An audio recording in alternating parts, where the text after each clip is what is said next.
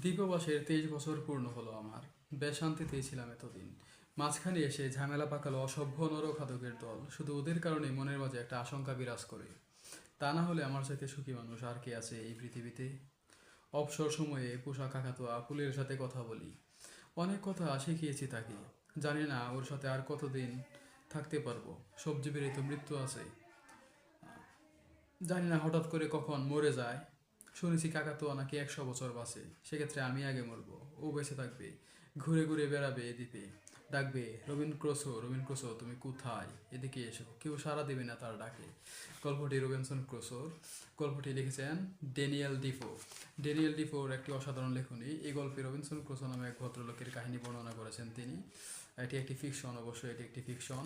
Robinson Crusoe ছোটবেলা থেকেই তিনি অ্যাডভেঞ্চার পছন্দ করতেন, বিভিন্ন জায়গা এক্সপ্লোর করতে পছন্দ করতেন, কিন্তু তার পরিবার, বিশেষ করে তার পিতা এবং মাতা, তাতে সম্মতি ছিল না। তার পিতা এবং মাতা তাকে সর্বদা একটা সিম্পল জীবনযাপন করতে উপদেশ দিত।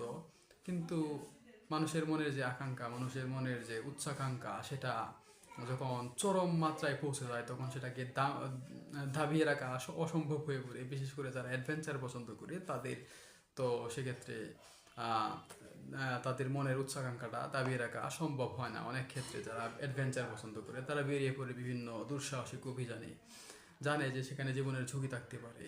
তারপরেও তারা এইসব ঝুঁকির পরোয়া না করে বিভিন্ন অ্যাডভেঞ্চারে বেরিয়ে পড়ে।